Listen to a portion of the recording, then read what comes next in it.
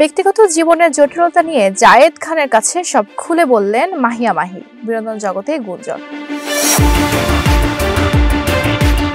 ঢালিউডের আলোচিত অভিনেত্রী মাহিয়া মাহি তার ব্যক্তিগত জীবন নিয়ে গুঞ্জন যেন থামছেই না। সম্প্রতি নতুন করে আলোচনা শুরু হয়েছে অভিনেতা জায়েদ খানকে নিয়ে।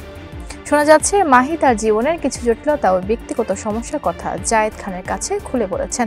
এ বিষয়টি এখন talk of the town. Mahiya Mahi তার দ্বিতীয় স্বামীর সঙ্গে বিচ্ছেদ এবং সন্তান নিয়ে নানা ধরনের পরিস্থিতির মুখোমুখি হচ্ছেন। এই কঠিন সময়ে তিনি মানসিকভাবে কিছুটা ভেঙে পড়েছেন বলেও খবর উঠেছে। ঠিক এই সময়ে চলচ্চিত্র শিল্পী সমিতির সাবেক সাধারণ সম্পাদক জায়েদ খানের সঙ্গে তার যোগাযোগ এবং ব্যক্তিগত আলাপচারিতার বিষয়টি সামনে আসে। বেশ কিছু সংবাদ মাধ্যম এবং সোশ্যাল মিডিয়া সূত্রে জানা যায়, মাহি তার বর্তমান মানসিক অবস্থা এবং পারিপার্শ্বিক নানা সমস্যার কথা জায়েদ খানের কাছে জানিয়েছেন। যদিও তারা দুজনই এসব বিষয়কে গুজব বলে উড়িয়ে দিয়েছেন, কিন্তু বিনোদনের জগতে এই নিয়ে ফিসফাস চলছে। অনেকে মনে করছেন পুরনো বন্ধুত্বের খাতিরে মাহি হয়তো জায়েদের কাছে কিছু বিষয় শেয়ার করেছেন। জায়েদ খান এই বিষয়ে মন্তব্য করেছেন, তাদের মধ্যে সাধারণ কথাবার্তা হয়, এর বেশি কিছু নয়। আর মাহিয়া মাহিও বিষয়টিকে ভিত্তিহীন বলে উল্লেখ করেছেন। প্রকৃতপক্ষে মাহিয়া মাহি এখন তার সন্তানের ভবিষ্যতের দিকে মনোযোগ দিয়েছেন।